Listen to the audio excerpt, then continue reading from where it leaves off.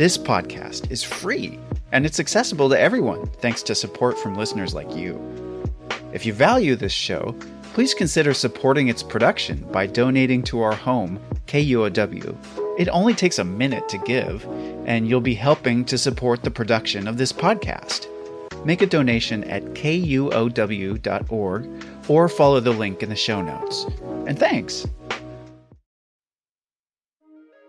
I'd like to share with you a special episode of 10,000 Things. In September of 2022, KUOW Public Radio celebrated the first season of our podcast with a live event at McCaw Hall at the Seattle Center. Back then, our podcast was called The Blue Suit. We evolved to become 10,000 Things, but we had the same goal of telling compelling stories behind modern-day artifacts of Asian American life. In our special live show, you're going to hear interviews from some of our previous guests on the podcast, as well as some new stories. And musician Tomo Nakayama joins us to share a story about an object that is dear to his heart and to play a few songs, plus a few other surprises. I hope you enjoy the show.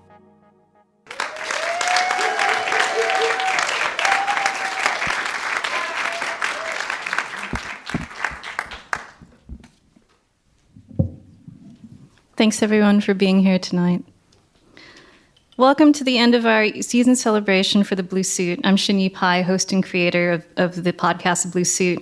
I created The Blue Suit out of a desire to tell more stories about Asian Americans in the media during a time when our communities experienced a huge uptick in anti-Asian hate crimes. I wanted the stories that The Blue Suit shared to provide humanizing, culturally specific stories about people who shatter the myth of the Asian American model minority identity. Stories that would have made a difference to me when I was a young person growing up between cultures. I wanted stories that could express and make visible that there's more than one way to be Asian. Stories that would remind me that we are our ancestors' dreams. Tonight, we'll have a chance to visit with several guests from our first season. We'll reflect on Asian American identities with Anita Yu Ali, the creator of the Red Chador, and hear from Tomo Nakayama about one of his favorite objects. Our show tonight will include film, storytelling, and music, and listener stories from you, our audience. We're going to kick things off with a conversation about objects and collections with Jessica Rubenacher. Jessica Rubenacher is the exhibits director for the Wing Luke Asian Museum. She received a master's degree in museology, or the study of museums, in 2009, and has worked with public art and museum collections for more than a decade. She's also a collector of objects. Her largest collection is a collection of more than 365 houseplants, and she curated the plants for our event tonight. Jessica is featured in episode 2 of The Blue Suit, in which we talk about a special plant that she cultivated from clippings, the night-blooming cereus. The evening that the cereus started to bloom, it was a midsummer night. It formed a bud, and I just kept watching it. Like, I didn't want to miss the big show. So I just kept monitoring it. We might have also been going on vacation. Like, we were planning to go away for the weekend, and I was like totally ready to cancel the trip. I will say, when it finally opened, it was just really fragrant. It was far more fragrant than I thought it might be. Kind of smelled like maybe gardenia, but it filled like the whole room. Like, it could just smell this Queen of the Night. And then in the morning, it was completely closed. It was very magical. Please welcome Jessica Rubenacher.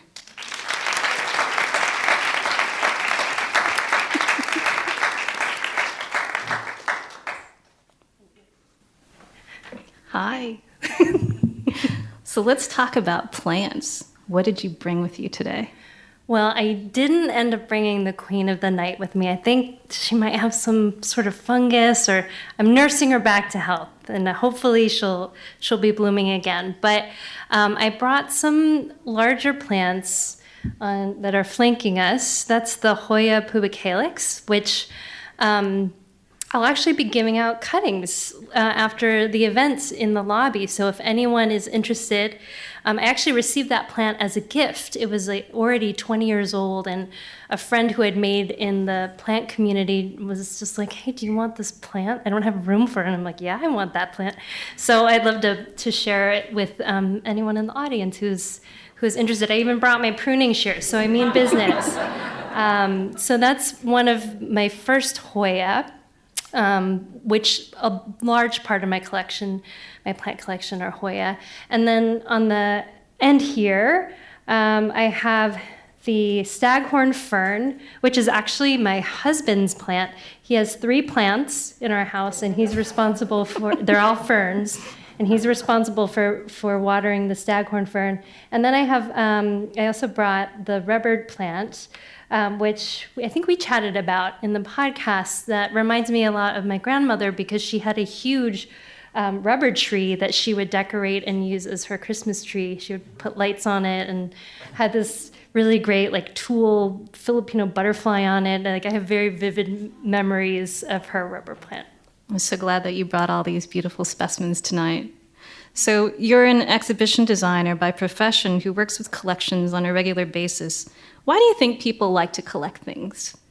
Well, I can at least speak personally. I know for a lot of my collections, I started collecting things for nostalgic reasons. I was thinking about this the other day. My family immigrated from the Philippines, and in the 50s, my grandfather worked for the Philippine consulate.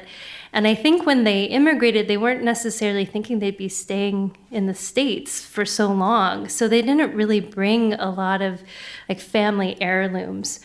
So we don't really have a lot of those family heirlooms. Those stay back in the Philippines. And so for me, when I stumbled upon the Pyrex that we used as a kid, like when I found that at Goodwill, that kind of became like a family heirloom for me. These things that brought back memories of my family and childhood, and memories from people who are no longer here. So I think there's a bit of nostalgia involved. I think too, working in a museum, at least at the Wing Luke Museum, what's really important is that story that accompanies an object. So we'll often have artifacts on display, but we'll always try when we can to include that first-person narrative, the oral history of someone speaking about that object and why it's significant to them personally.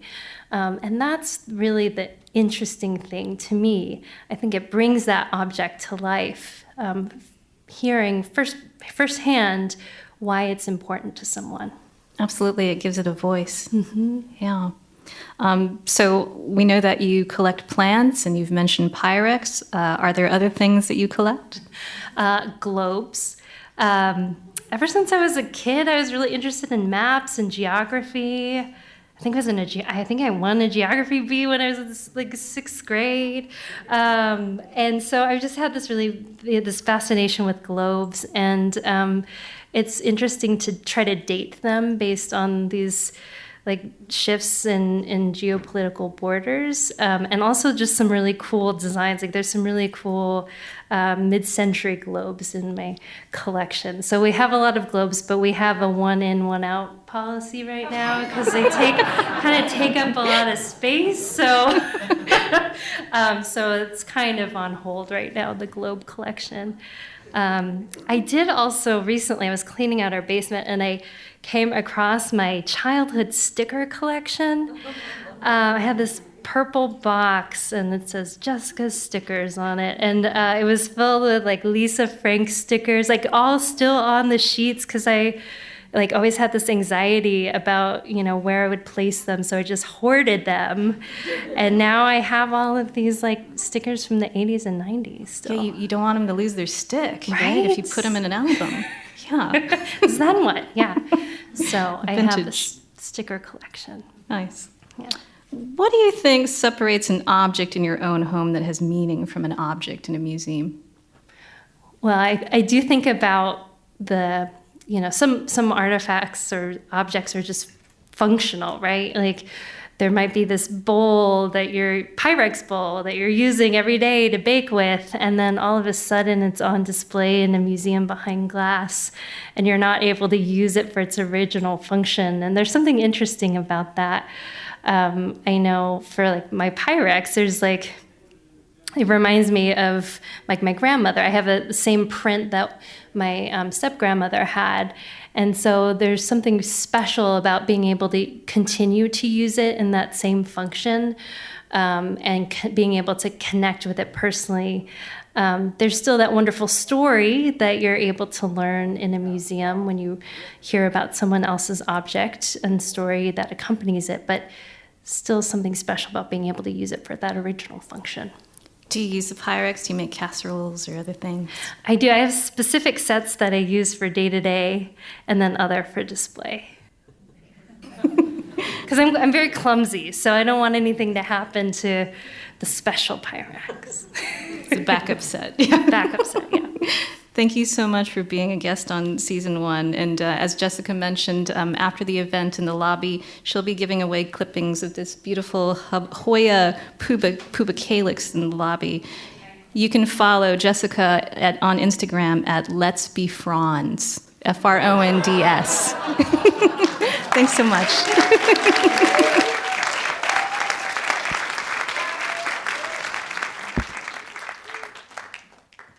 Anita Yu Ali is a performance artist, faculty at UW Bothell, and a global agitator.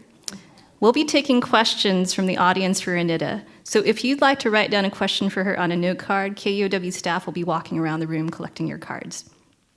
Anita was featured in episode 1 of The Blue Suit. Tonight, she's here to talk about the red chador, the hand-stitched garment that Anita wears during performances around the world that celebrate Muslim American identity. When I presented the red chador in America for the very first time, I don't think I was as prepared to receive the kind of profanity that was tossed at me and the fear. Anita would walk as the red chador on the streets in Hartford, Connecticut. Students would yell out profanity or would start shaking. You would physically see students like having some kind of anxiety attack. And this is a woman that's dressed in red sequins. She didn't realize that her audiences had been a generation of young people who had grown up with 9/11 and been subject to strong anti-Islamic bias in the media. Anita also performed in Washington, D.C. The reactions to the work in the Smithsonian space was really profound for me. At the Smithsonian Asian Pacific American Center, she was surrounded by a sea of 99 American flags while standing on a raised platform in the red chador. There was a man who was just dressed in like a pink polo shirt and pair of pants and had a backpack on. He was a very tall, big-built man. And he stuck around for a long time, just kind of going back and forth and looking. And then the director of the Smithsonian Asian Pacific American Center was there and approached the man. And the man ended up being like a plainclothes Marine officer who said to her, "This is so powerful. Thank you very much for putting this on. This is why I put on the uniform and I have been stationed in Afghanistan and in Iraq. And it's so important that we celebrate what America is about, this kind of diversity." Please welcome Anita Yu Ali.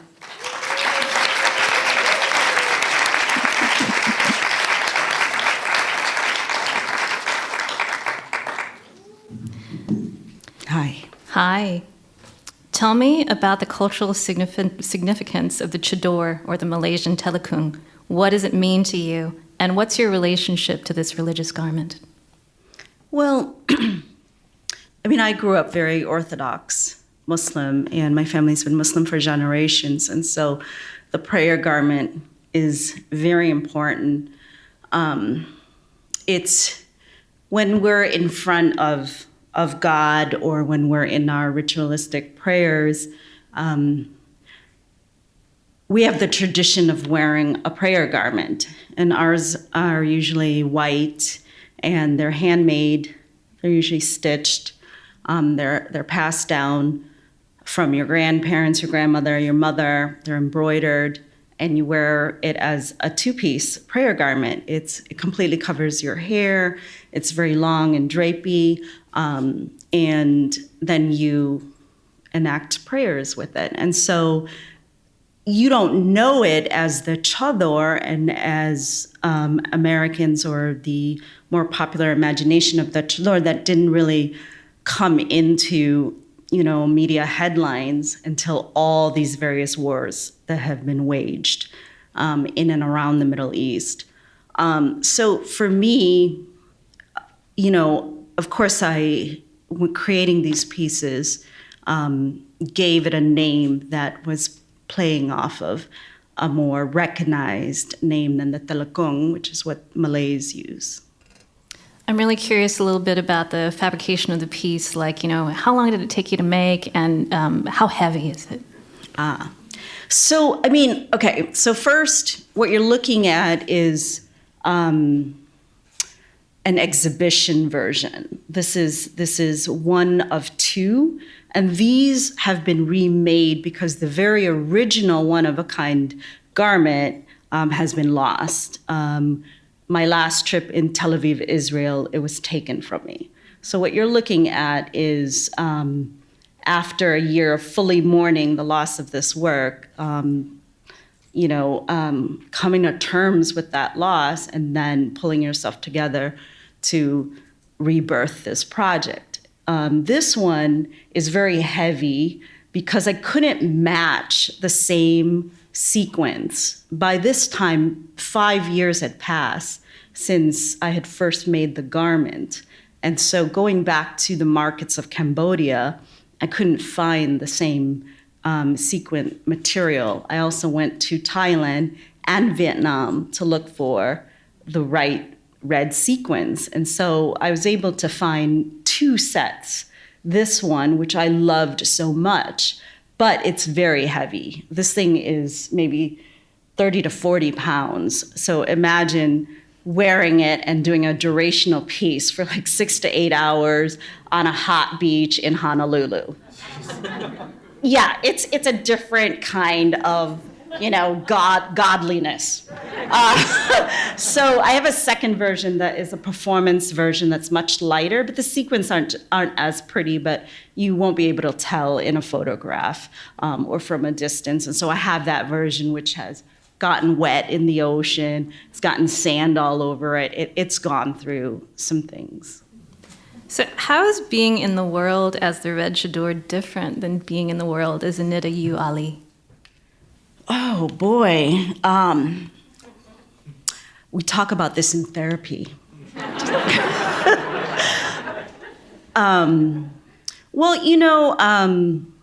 I've said this in interviews too.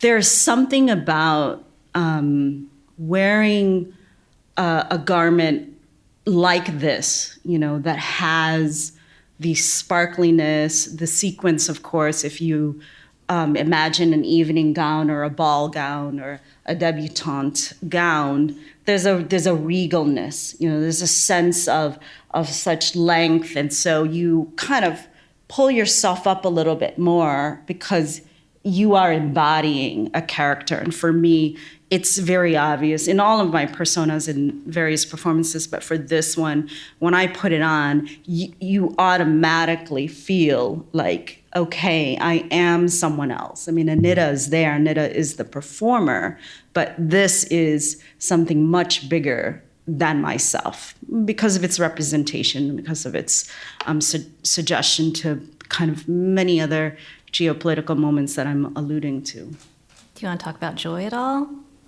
Joy.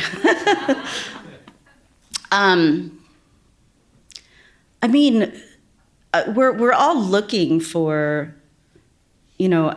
some kind of joy, and I think that those of us who have an activism in our work also understand the role of love in it. Like you're speaking out on these things or about these things or bringing difficult conversations to the surface because in the end, you love your community, your people, and the world. You're trying to bring something different and honorable, to some things that are really ugly and grotesque and dark and bring out an uglier side of humanity. And of course, I experience it with the performances, but I don't know if that answers your question. What are some of the more extreme reactions from the public that you've experienced while wearing the Red Chador? Extreme.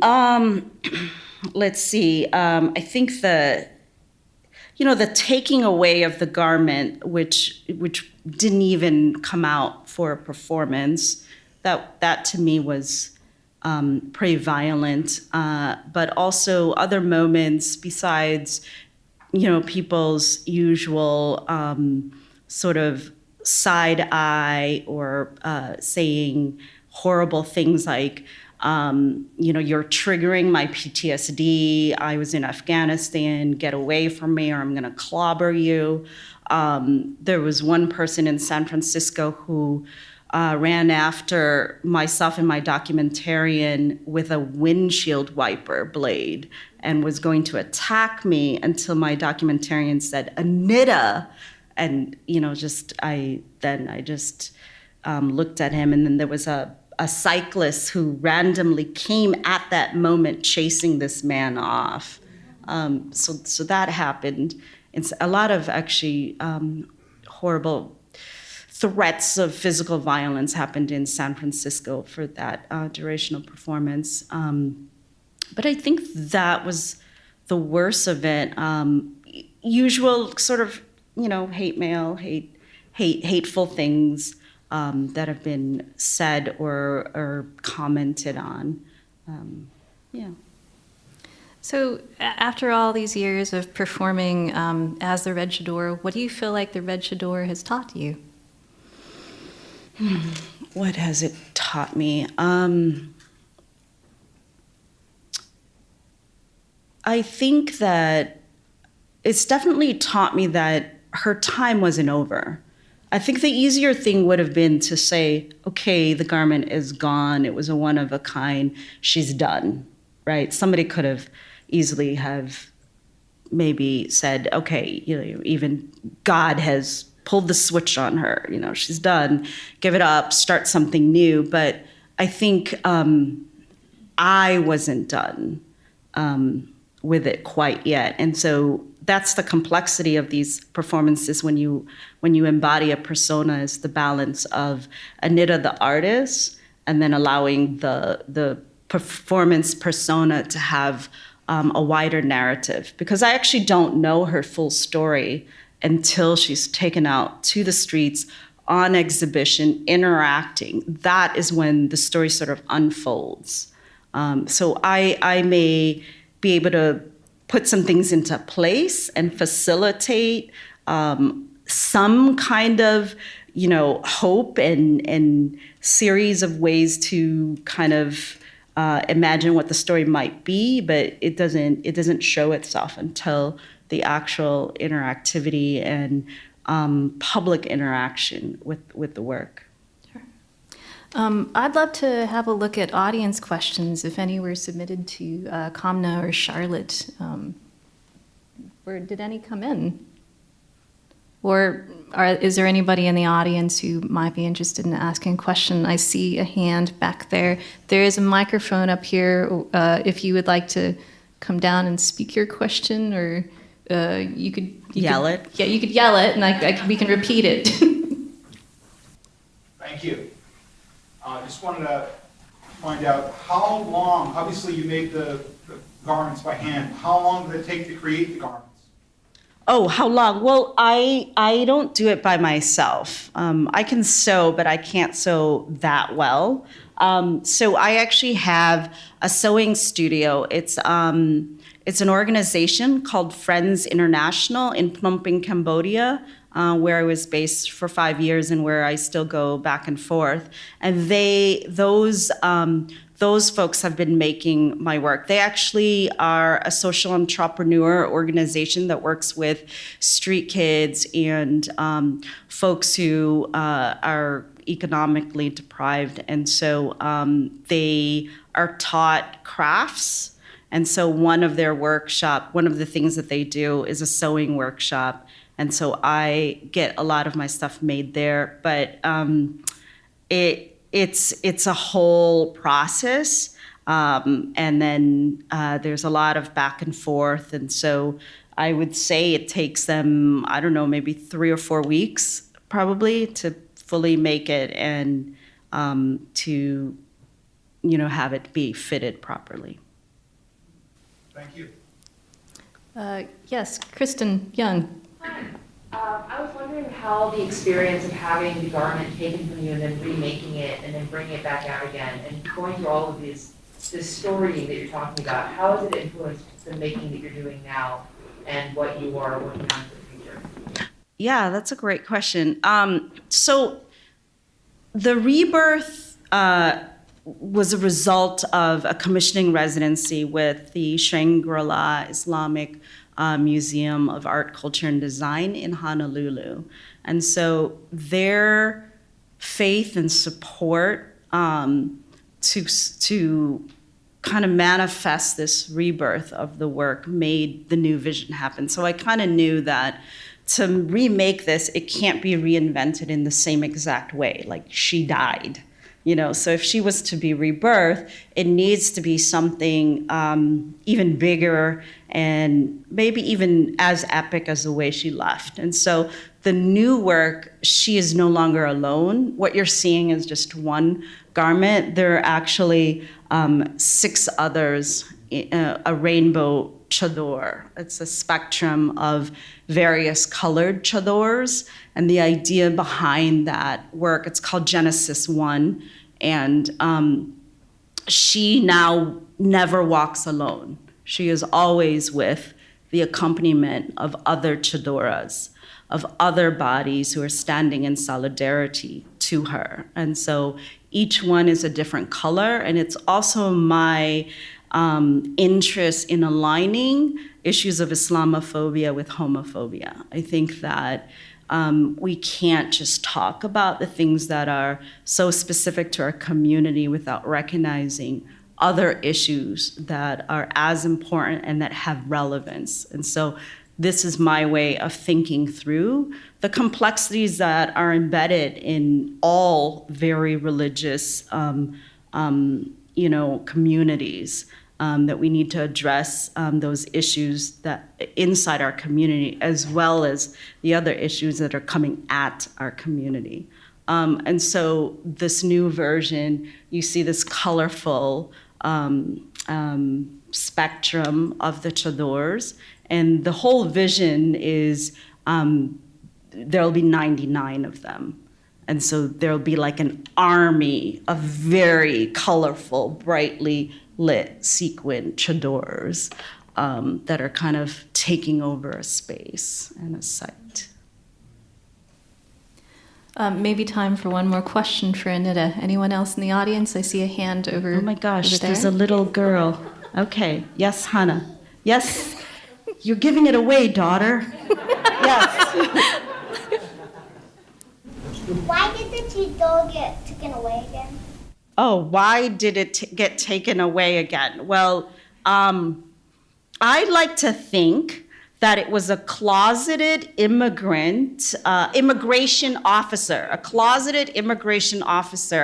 the Tel Aviv airport that really was envious of Mommy's garment and is now appearing in different dance clubs with Mommy's garment in his fabulous self.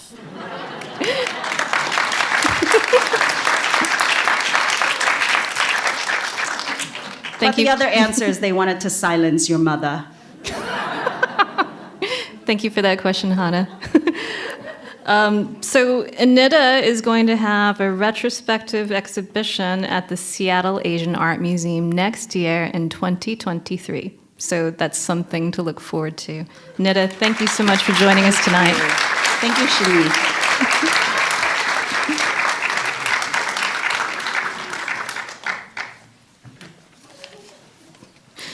Tomo Nakayama is an internationally known singer and songwriter.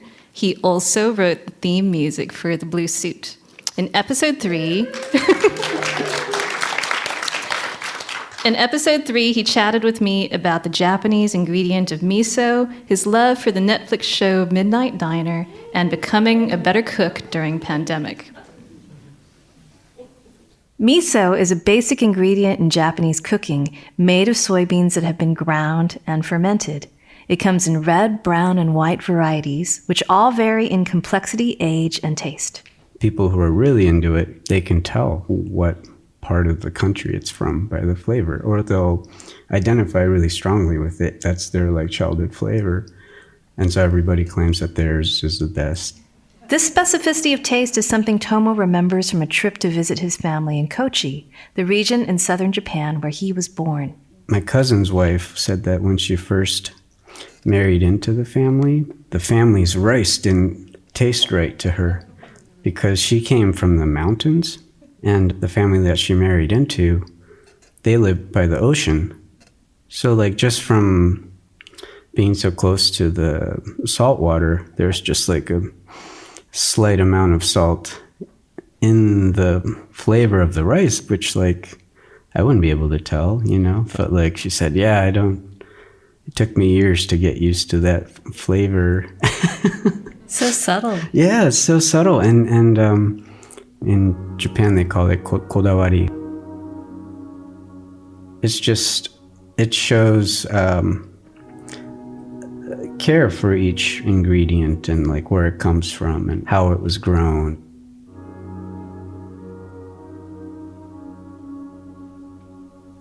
Please welcome Tomo Nakayama.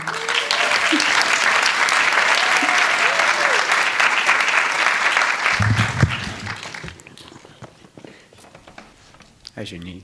Hi. This chair is very tall.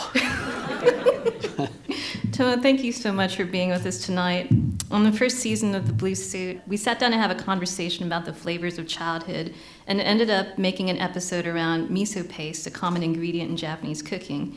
But I wanted to invite you to talk to me today about a favorite object from your own personal collections. What did you bring with you? Well, yeah, so I thought about bringing a tub of miso, but it felt kind of silly. Like, I got this at Uwajimaya over 2 weeks ago. So, but one of the things that I talked about in the episode, well, it didn't make it into the final episode, but one of the memories I have of miso was this squid miso salad that my grandmother used to make in Kochi, and she was my favorite person in the whole world. And she passed away years ago, but the last time I visited her house in Kochi, it's in the mountainside and way out in the countries, I found her old abacus that she used to use,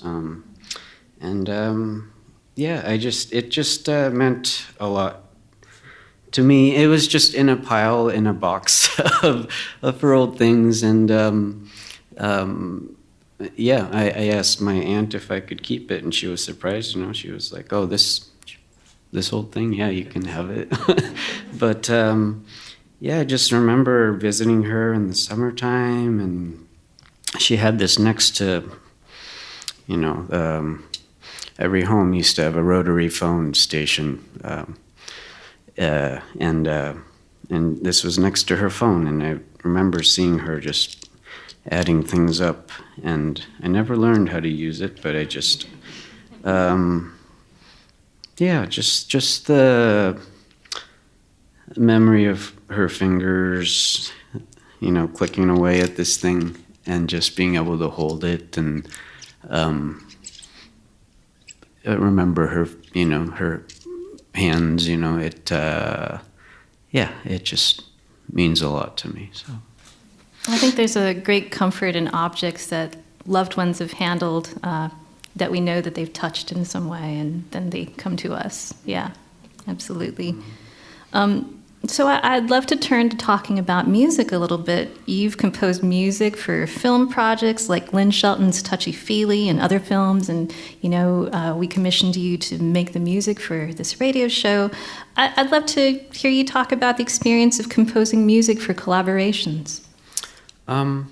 Yeah, it's each project is really different, and I was really honored to be able to compose music for this series. And you know, oftentimes, well, I do a lot of composing for like commercials and you know, corporate projects and stuff, where often they'll give us reference tracks or other songs that they want it to sound like, you know. But really appreciated that you and KUOW, you asked me to just be myself, just make music that sounds like my music, you know. And the only note I got was like, please don't make it overtly Asian. Like don't put any gongs in. That was my note. I said no air hu, no gongs. Yeah. But I was like, well, I mean, I'm making it, so it's probably gonna sound Asian. But I really loved working on it, and just the it's so rare to be able to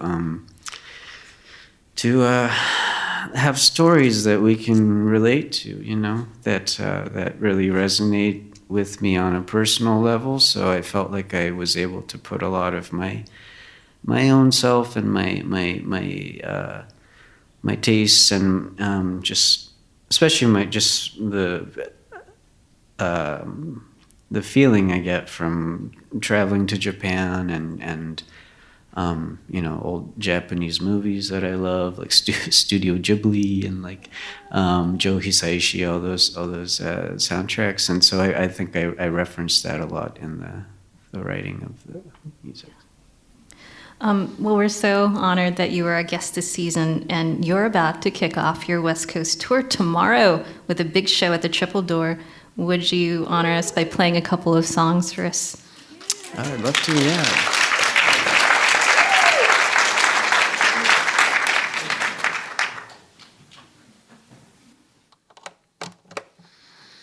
Okay,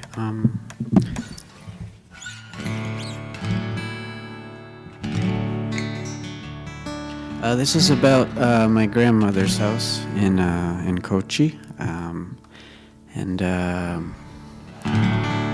the actual town that she lived in was called Miyanotani, which is it's on a creek, but the larger township is called Hidakamura, which means sunrise village, and I just always loved that image. So this is called Hidakamura.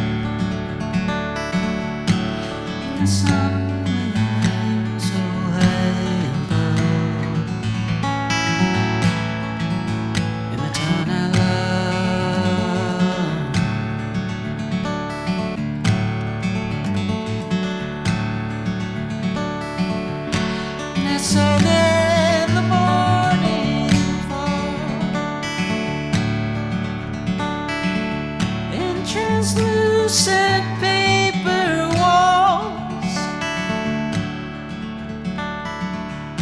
on the hills where persimmons grow and fall. When I come to call,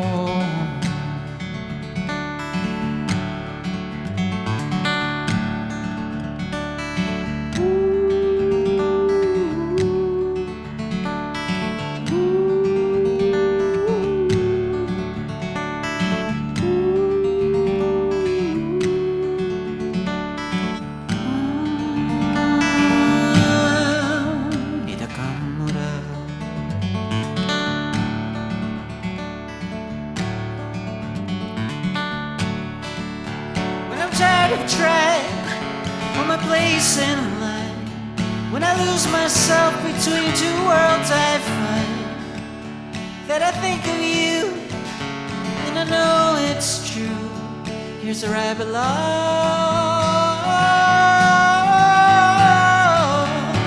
only in the quiet hours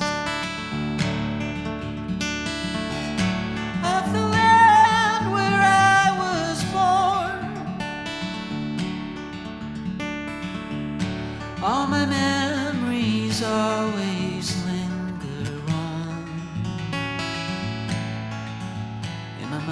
mother's arms. In my mother's arms.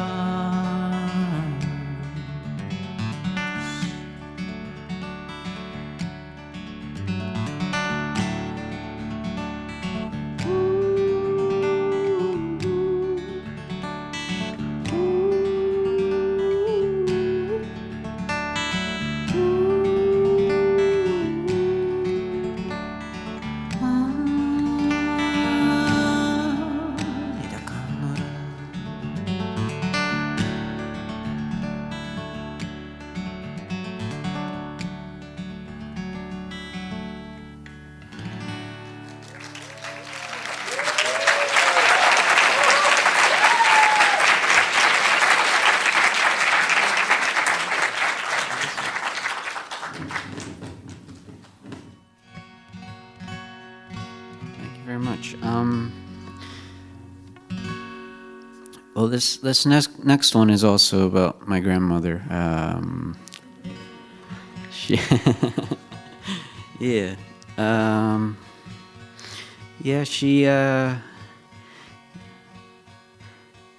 used to visit her every summer when I was living in Japan, and then I moved to the U.S. when I was 8 years old, and then I couldn't see her as often. And then she sometime when I was in middle school, she developed Alzheimer's, and each time I got to see her, it had progressed, and so she remembered less and less, and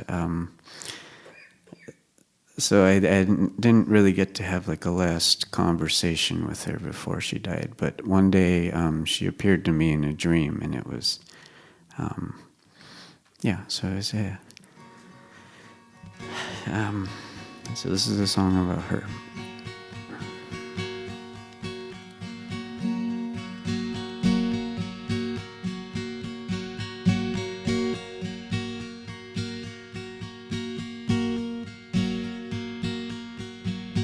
There by the light of the morning dew,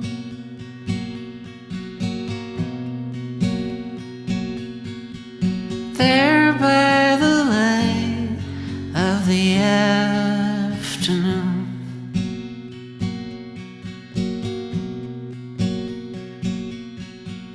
there by the light of the cold clear moon,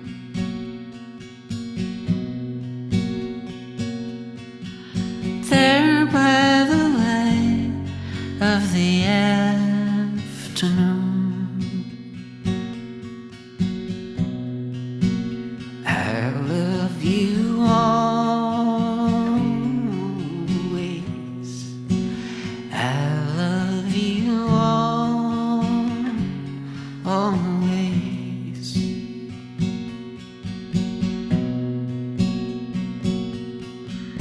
And if I saw you, would you feel the same?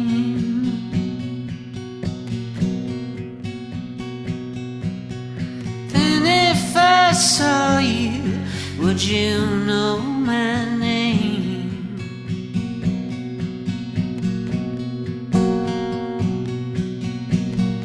There by the light of the cold clear moon,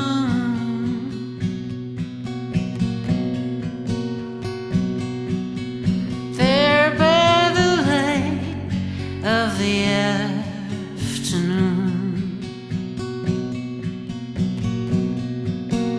I love you always.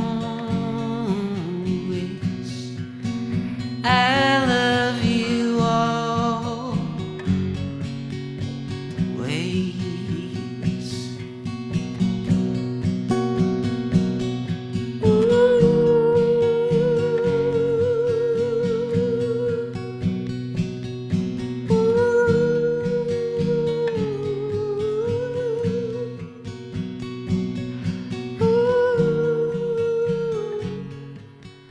All I see is you. All see is you. Always, I love you always. I love you always. I love you always.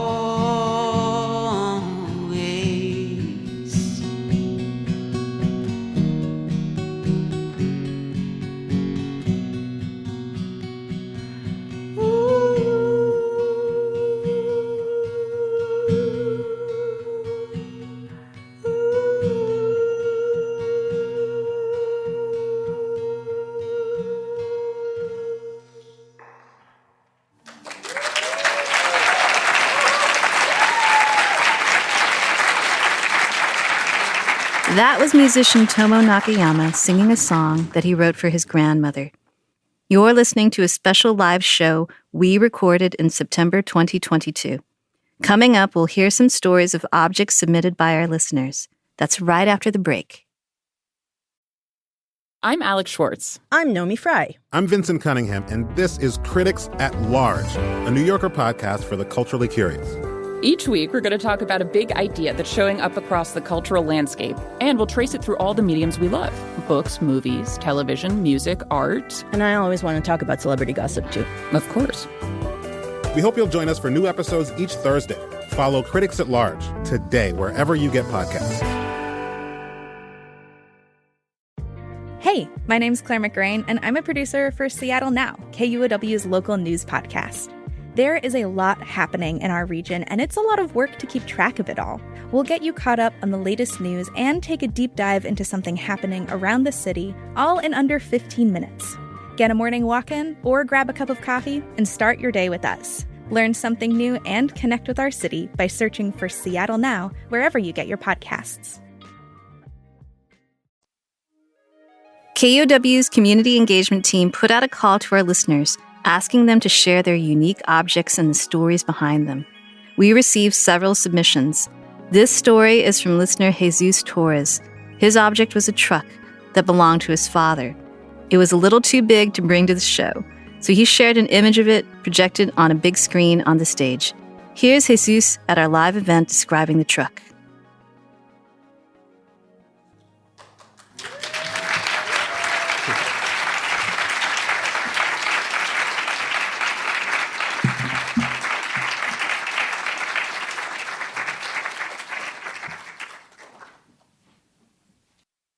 So this is my dad's 1973, and the year is really important because it was the first year that the square body came out.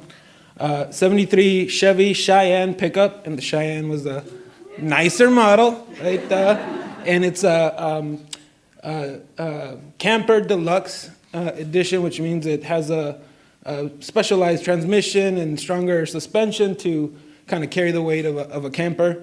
And it has the slider on the back so that when the camper's on there, you can go in and out of the cab and to the camper without having to get out of the truck. So, that's my dad's truck.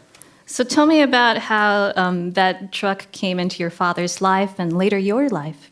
So I think the story of the truck is kind of like a boy meets girl story. My dad grew up very poor on a ranch outside of a small town in Jalisco, Mexico. And my mom grew up in the same town. That's where they met. And even though she was kind of socially, economically out of his league, they still fell in love. And but he realized that if he was going to be able to provide for her, he was going to have to seek opportunities elsewhere because there was just not much there. He came to the United States through a guest worker program. And after several years of working, he landed a position as a foreman on a farm in Prosser, Washington. And this was huge because for him, it finally gave him permanent legal status here in the United States. It was a stable job that he was going to hold on to and stay with. And it paid enough that he could go and buy this really nice brand new truck. So yeah, he bought it new, not used, not later on. He bought it in 73, new from the dealer. And so it's kind of, a big deal for him. And then as soon as he bought it, my mom says it wasn't even a week, But he drove down to Mexico and met with, to go see my mom. And then he told her one afternoon, hey, let's go for a drive. And so in Mexican culture, se la robó. The drive didn't end until they got back to Washington.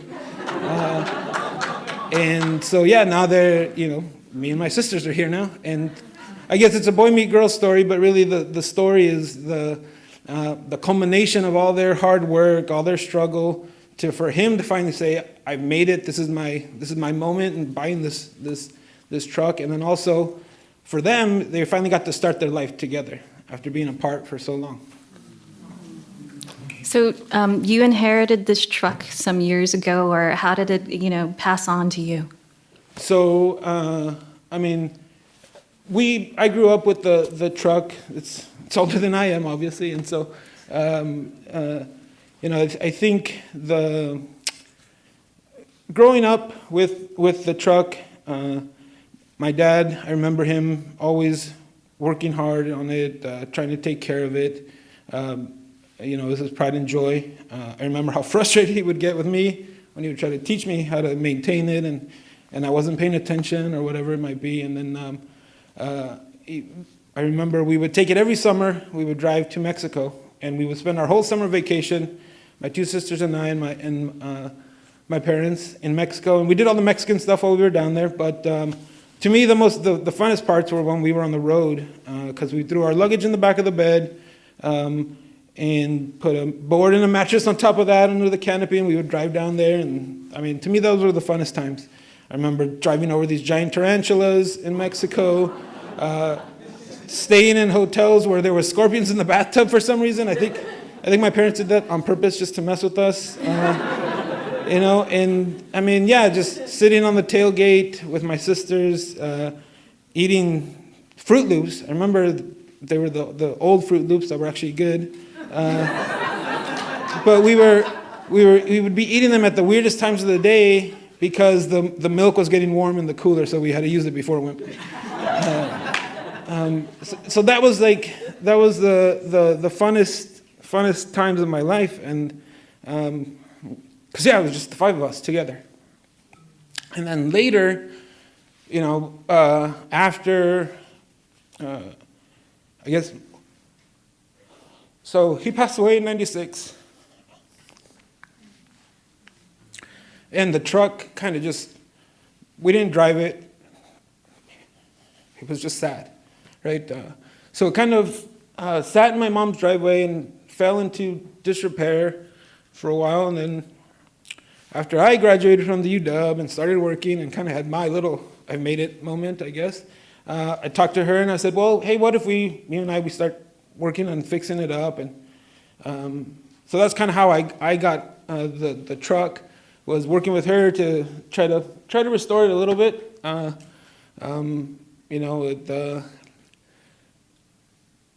That's kind of been the second phase, I guess, of how important this is to me. There's all the joy and the fun from when we were little, but now I spent time with my mom, and she told me about, not on purpose, not to guilt trip me, because she's actually really good at giving guilt trips when she wants to, but when we would be talking about what are we going to do the truck, she would just go into these stories about things that they experienced, and a lot of the bad stuff too, some of the struggles, but yeah, somehow going from do you still want to have it green and white to and her telling me about how, well, I never really liked it, but I never told your dad that. So we painted it silver because we both liked this song called La Camioneta Gris.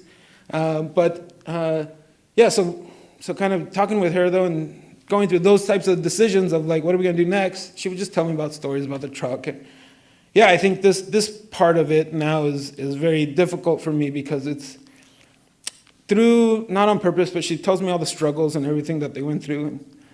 I find myself wondering, do we deserve this? Everything that they did? Are we worthy of their sacrifices?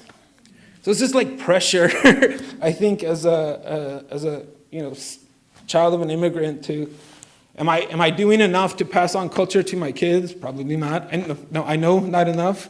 Could I ever work as hard as they did? Probably not. But I guess I at the same time try to embrace it and try to do my part. And every now and then I'll hear some things on my Pandora mix where maybe it's the algorithm, but really I do think it's my dad looking down saying, "Hey, you're doing okay." Literally the song plays now. It's called La Cheyenne. Probably too. Yeah.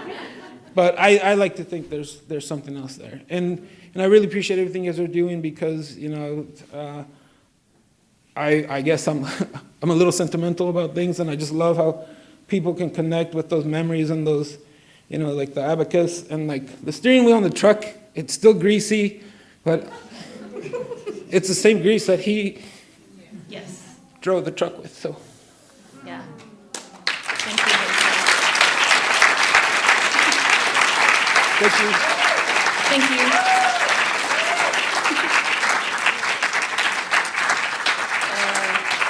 Thank you for coming tonight and sharing that story, Jesus, and coming with your family.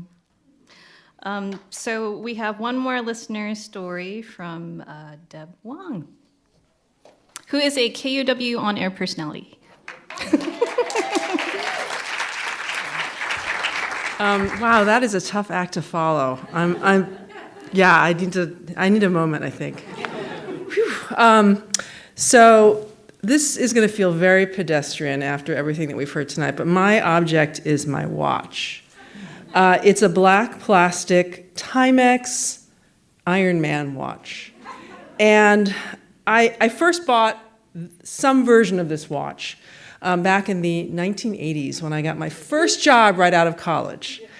And I was a public radio reporter, and I needed something to keep the time, to wake me up in the morning, and I needed a stopwatch so that I could time my stories. And this watch did all three of those things. And believe me, this was high tech back in the 80s, right? So before I tell you about why it's important to me, I need to give you a little bit of backstory about me. So I am the youngest child of Chinese immigrants, and they came here in the 50s. And they practiced what I now realize was a sort of radical form of assimilationism. So, we grew up not living amongst Chinese people. We didn't have many Chinese friends. All the kids, we didn't go to Chinese school on Saturdays. We basically didn't even speak Chinese because my parents were afraid that we would have accents. So that left me growing up feeling quite lost culturally and also really desperate to find some kind of identity. So in college, I really went sort of whole hog to find my roots, and I studied Mandarin, and I majored in East Asian history, and then I spent junior year living in China, teaching and studying Chinese. And this was in the early 80s, so it was just as China was opening up. Not many foreigners were living there. And I went to ridiculous lengths to try to fit in. So I bought Chinese clothing, cotton head to toe, including my shoes. I wore a braid. And the irony was that most Chinese women at the time really wanted to wear, polyester and perm their hair. But I wanted to be like more Chinese than the Chinese. So fast forward a few years, and I end up back in Asia as a reporter for NPR as their Asia correspondent based in Hong Kong. And one day, so here's the story. One day, NPR sends me on a story. I don't even remember which one. And so I'm getting on the airplane. There's a seat next to me, and a Chinese gentleman sits down. And before I even sort of have a chance to say hello, he looks at me and says, "American, right?" So I'm a little bit taken aback because I literally had not even opened my mouth. And I said, "Yes, I'm American, but how did you know?" So he pointed at my wrist and he said, "It's your watch. Only Americans wear plastic watches." And he proceeds to pull out his watch, and of course he's wearing a beautiful gold Rolex. And he says, these are the kind of watches that Chinese people wear. So as we sat there comparing watches, the sort of absurdity of this kind of hits me for the first time, that here I am trying to pass. And yet the contrast here is quite astounding. Like, I would never wear a gold Rolex watch. First of all, I couldn't afford one. And secondly, it just wasn't me, right? It wasn't me. I mean, I'm like the black plastic watch kind of person. So I think the reason I think about this is it was sort of, I don't know, it took me a long time to sort of stop being so serious about trying to fit in and trying to be the Chinese person who I thought I should be. And maybe that was kind of the beginning of me realizing I should just not take myself so seriously and just relax, right, into who I was. And so they still make this watch, and it still keeps time, and it still wakes me up in the morning. And I should have timed this story because I think I've gone over a little bit, but nowadays, if someone asks me like, well, what is your cultural identity? I would say something like, I'm Chinese American. I'm the daughter of immigrants. I grew up in the Midwest. I married into the Pacific Northwest. I lived for a long time in Asia, and eventually I came home. And all of those things are true, and they're all okay with me right now. So thank you.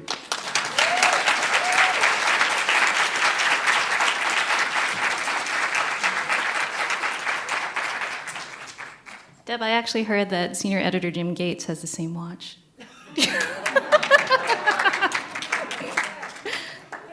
Thank you to Deb and Jesus for sharing their stories about what's meaningful to them, and to everyone who submitted a story to us.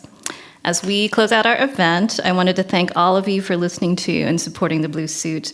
This podcast is a labor of love created by so many talented people. I'm really grateful to my producer, Whitney Henry Lester, who is cloistered up in the booth, so, big round of applause for her.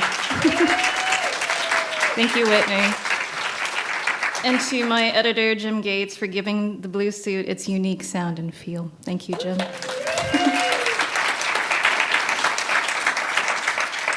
Our production team included Michaela Giannotti, Teo Popescu, Amelia Peacock, Melissa Takai, and Hans Twite. Thank you also to Brendan Sweeney and to Matt Martin and Caroline Chamber-Gomez for contributing to the pilot. Our events team tonight was Charlotte Duren, Kamna Shastri, Jordan House, and Robert Jacob Springer. I also want to thank Paul Kikuchi, my guest on episode 7, for curating the playlist that you heard at the beginning of tonight's program. I also want to say thank you to our community partners, again, South Seattle Emerald, International Examiner, the Wing League Museum, and my friends at Sassafras Boutique in Belltown for helping us with the mannequin tonight.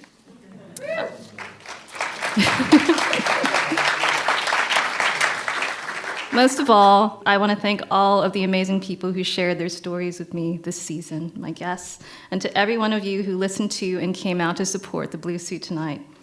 Tomo is going to close out this program with his song, Roscoe.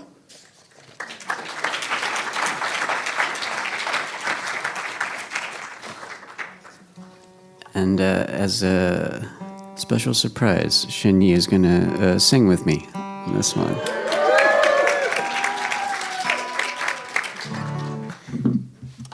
Thank you so much for this opportunity to share our stories, and it's been amazing.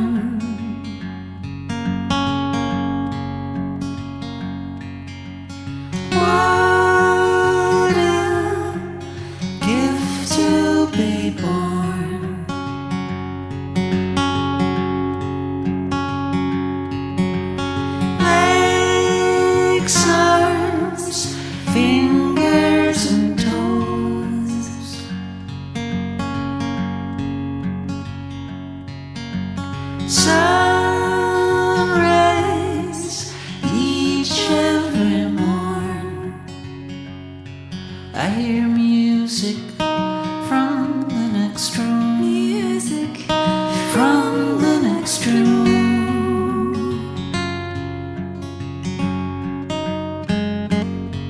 I hear music from the next room. Music from the next room.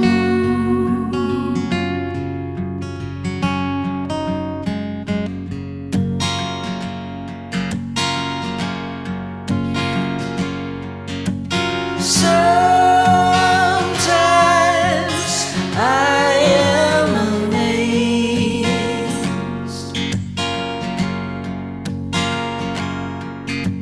Sometimes I do forget.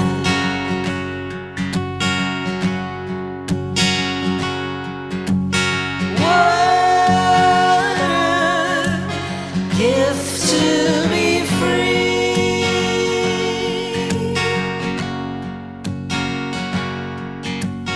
What a gift to be me. To hear music from the next room. Music from the next room.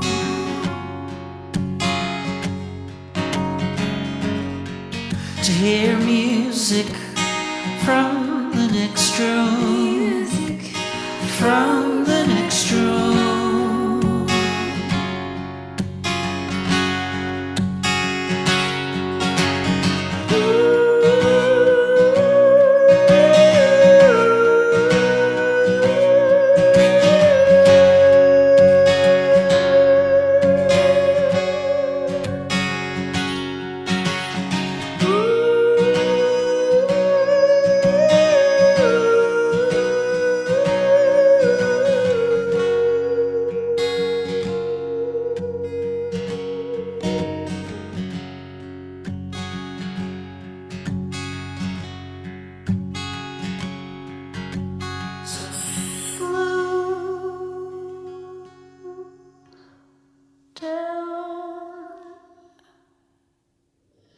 Stretch out and wait.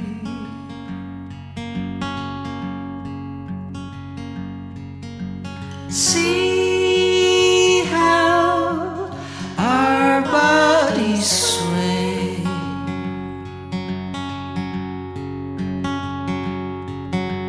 Some days I do regret.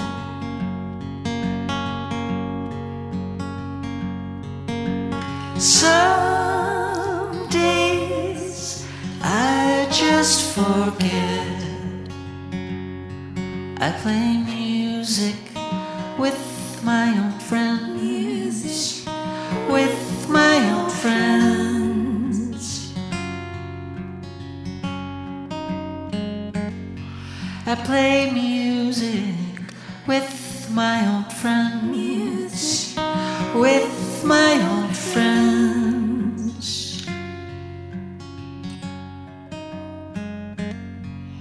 Oh, what a gift to be born. What a gift to be alive.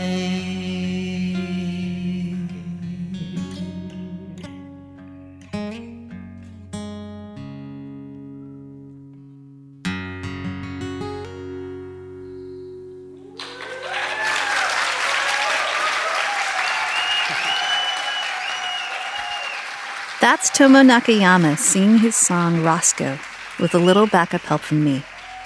That was from our live event at McCaw Hall at the Seattle Center in 2022. A new season of 10,000 Things kicks off on April 30th, 2024. We've got some amazing stories to share with you, so please keep an eye on your feed. I'm Shinyi Pai. Thanks for listening.